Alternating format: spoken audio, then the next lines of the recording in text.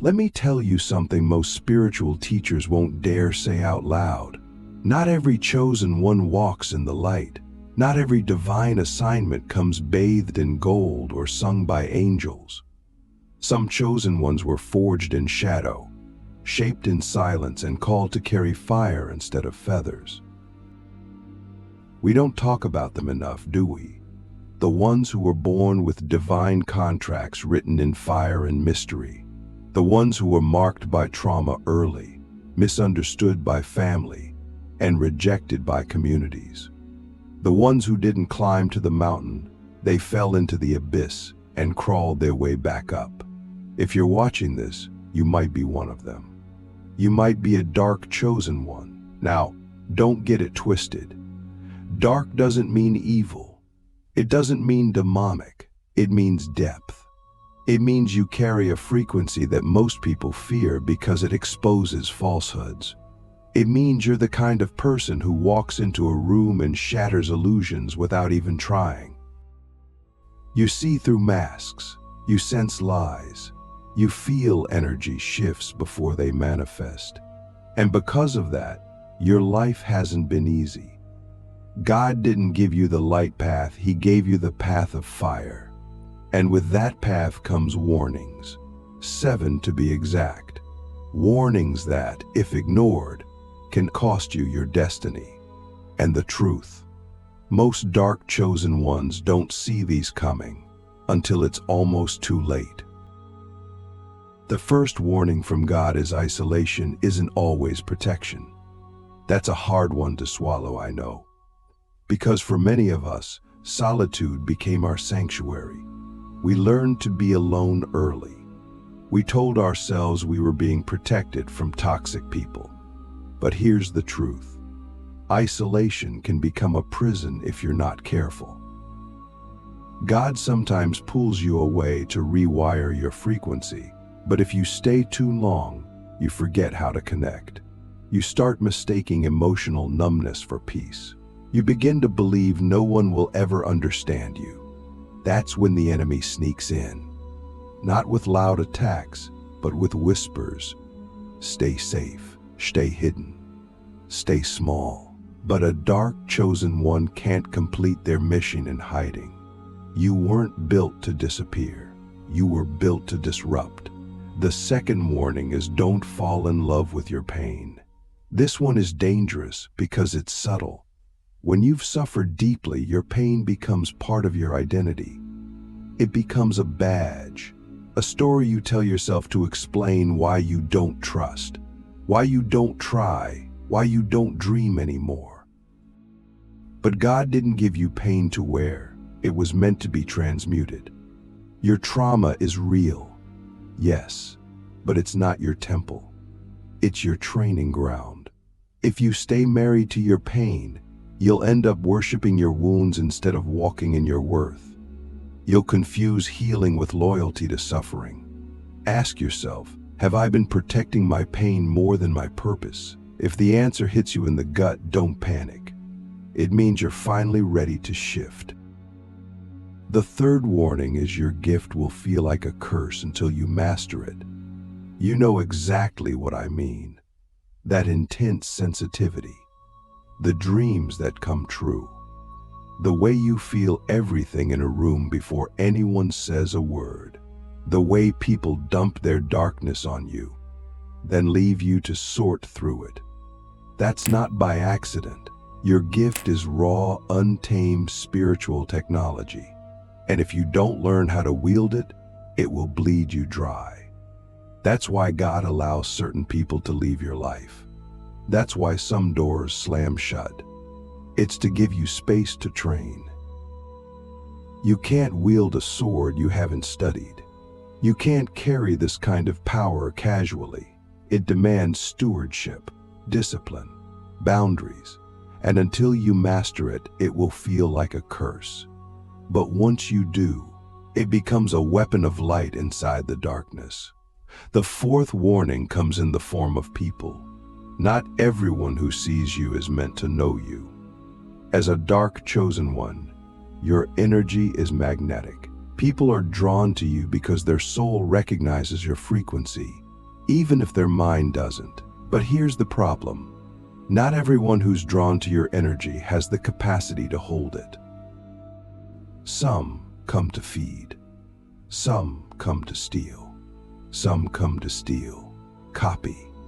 And if you're not discerning, you'll confuse attraction for alignment. You'll share divine downloads with people who don't even speak your language. You'll give pearls to those who can't see past their own projections. That's why God will allow certain betrayals, not to break you, but to train your discernment. Every spiritual betrayal is a lesson in energetic stewardship. Don't waste the lesson. The fifth warning is perhaps the trickiest. Don't mistake power for permission. Just because you can do something doesn't mean you should. You have the ability to influence, to shift atmospheres, to speak and see results. But if your ego gets ahead of your surrender, you'll start manipulating instead of ministering. You'll start using your gifts to control instead of create. And that's when the spiritual laws kick in. The laws that govern karma, reciprocity, frequency. God watches how you use your influence. He tests you with small moments, conversations, impulses, opportunities. Will you use your voice to heal or to harm? Will you use your energy to elevate or to dominate? This is where many fall. They taste power before they taste purpose. And that imbalance opens the door to spiritual corruption. The sixth warning hits close to home. Your shadow will always try to bargain with your destiny. You see, the shadow doesn't disappear when you awaken. It gets smarter. It starts whispering. Let's just build a version of your purpose that's a little safer, a little more comfortable, a little more accepted. That's the counterfeit destiny. The one that looks good on paper but feels hollow in your spirit. The one that impresses people but drains your soul. And often, it comes with success. That's the trap. You think you're winning, but you're drifting. God will allow you to taste the counterfeit so you can feel the difference. And when you do, He hopes you'll choose the real thing, even if it costs you everything you built in the illusion. The seventh and final warning is the most important. Time is not on your side when you delay alignment. You don't have forever. That's not fear, that's urgency. Every time you delay your calling, someone else's breakthrough is delayed too. You are a domino in a divine sequence. And when you sit in fear, doubt, procrastination, the whole chain slows down. God will wait for you, but He won't pause the mission forever. If you keep ignoring the call, He'll reroute the assignment. He'll give it to someone else. Not because He loves them more, but because the world can't wait for you to get comfortable. You're not here for luxury. You're here for legacy. And legacy only activates when obedience outpaces fear. So I have to ask you now, which of these warnings is God using to shake you awake right now? Which one is whispering through your dreams, your restlessness, your divine discontent? Because if this video found you, you're not at the beginning of your journey. You're at the crossroads. You've tasted enough light to know what's real. You've seen enough shadow to know what's not. And now God is asking you to stop surviving your story and start embodying your assignment. You are a dark chosen one. That's not a curse. That's a covenant. You were chosen for the hard path because you carry the kind of medicine this world isn't ready for, but desperately needs. The seventh and final warning is the most important. Time is not on your side when you delay alignment. You don't have forever. That's not fear, that's urgency. Every time you delay your calling, someone else's breakthrough is delayed too. You are a domino in a divine sequence. And when you sit in fear, doubt, procrastination, the whole chain slows down. God will wait for you, but he won't pause the mission forever. If you keep ignoring the call, he'll reroute the assignment. He'll give it to someone else. Not because he loves them more, but because the world can't wait for you to get comfortable. You're not here for luxury. You're here for legacy. And legacy only activates when obedience outpaces fear. So I have to ask you now, which of these warnings is God using to shake you awake right now? There's a secret most people never discover about darkness. Not the kind that's just the absence of light, but the kind that breathes, the kind that stares back, the kind that lives in trauma, abandonment, loss, betrayal. That kind of darkness is not just a void, it's a classroom. And if you're a dark chosen one, that's where your training began.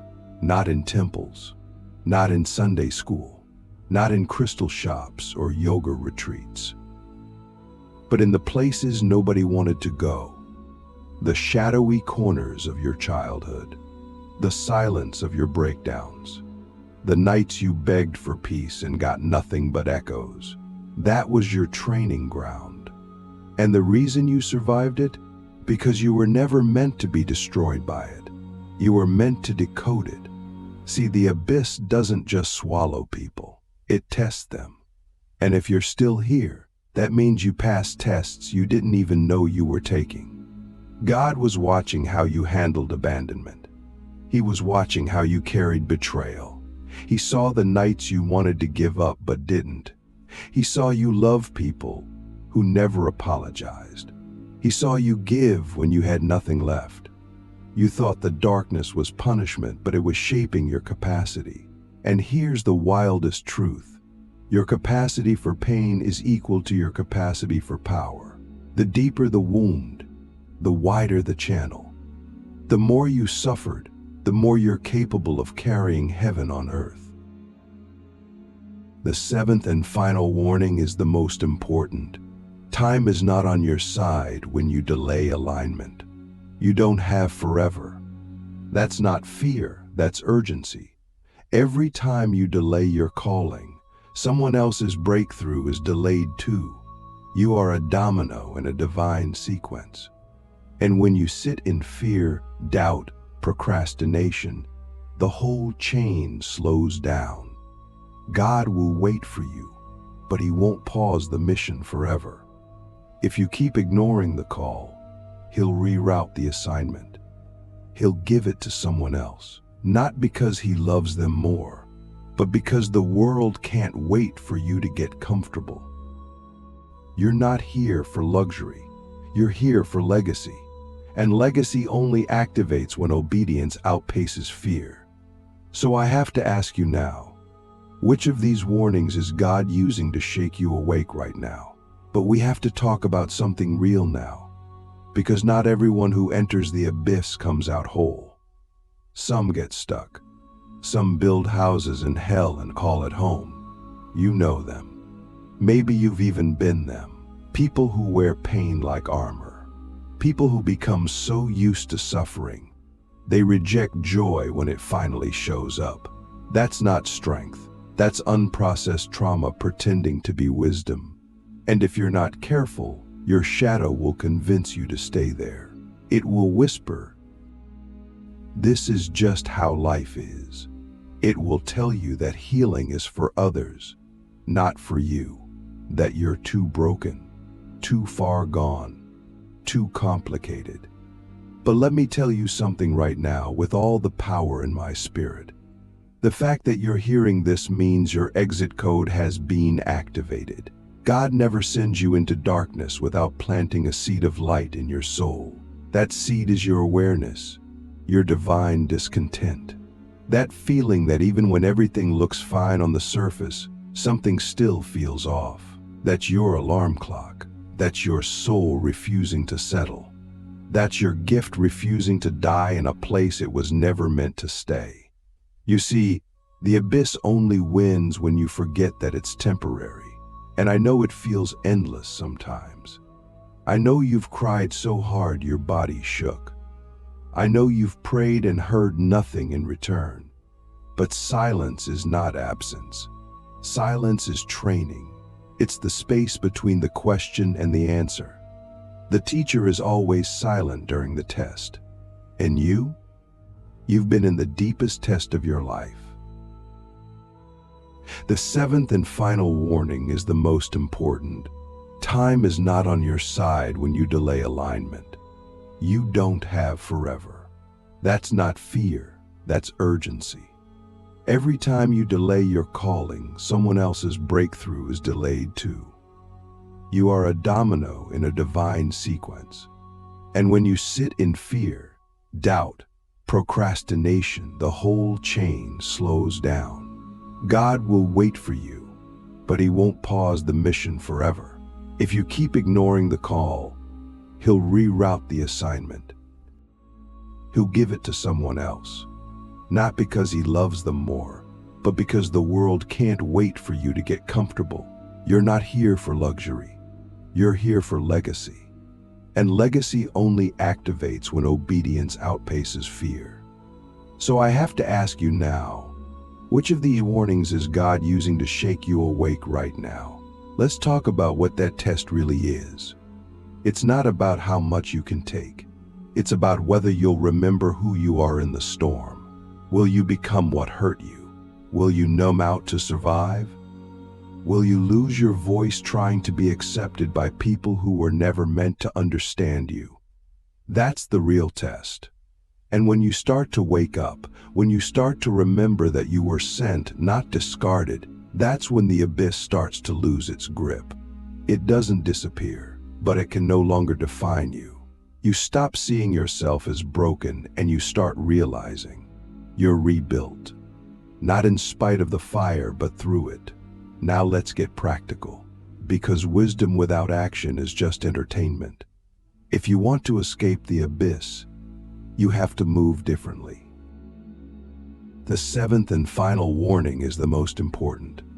Time is not on your side when you delay alignment. You don't have forever. That's not fear, that's urgency. Every time you delay your calling, someone else's breakthrough is delayed too. You are a domino in a divine sequence.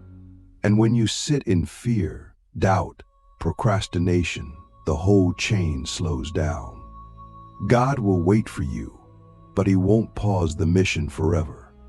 If you keep ignoring the call, He'll reroute the assignment. He'll give it to someone else. Not because He loves them more, but because the world can't wait for you to get comfortable. You're not here for luxury. You're here for legacy. And legacy only activates when obedience outpaces fear. So I have to ask you now, which of these warnings is God using to shake you awake right now? First, stop seeking comfort, seek clarity. The abyss will offer you distractions. Sex, scrolling, substances, surface-level relationships. But comfort is not your cure. Clarity is. Sit with yourself. Ask the hard questions. Who am I really? What am I avoiding? What am I pretending not to know? This is how you break the illusion. Second, create sacred structure. Darkness thrives in chaos. When your mind is messy, when your space is cluttered, when your routines are non-existent, your shadow has free reign. Clean your room. Set a schedule. Guard your mornings. Treat your life like the temple it is. You don't need more motivation, you need ritual. Ritual is how you reclaim power from the abyss. Third, speak your truth out loud. Shame dies in the sunlight. You've got to name things to tame them. Journal. Pray out loud. Talk to someone who holds space without trying to fix you. When you name your pain, you rob it of its power.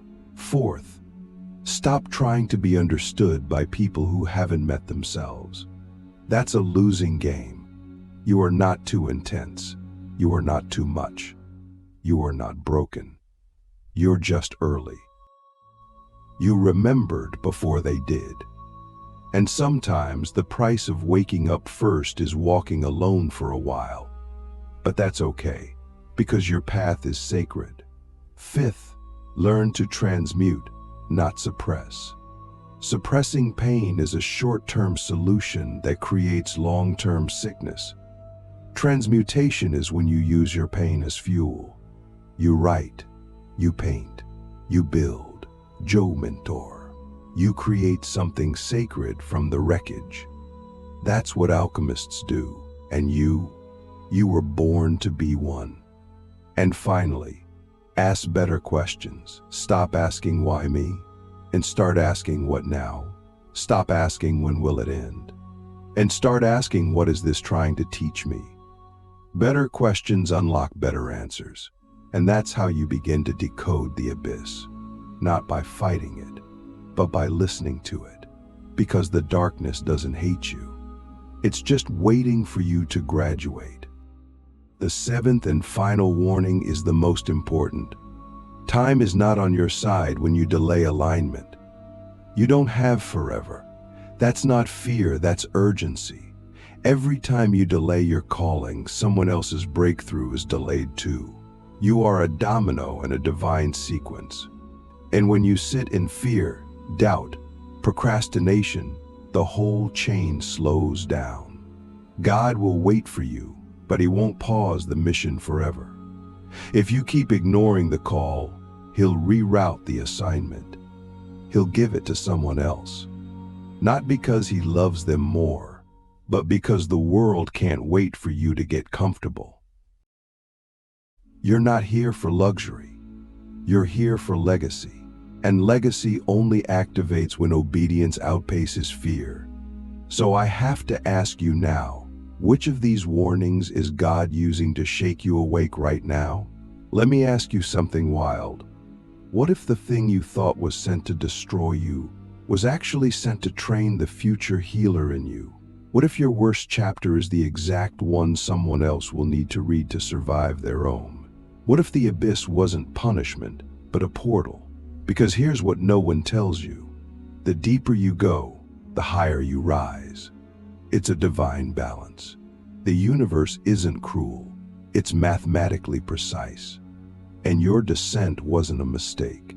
It was a setup, a calibration, a sacred descent designed to stretch your soul wide enough to carry your real assignment. You are not just here to heal, you're here to guide. But before you can guide others through their darkness, you have to own your own.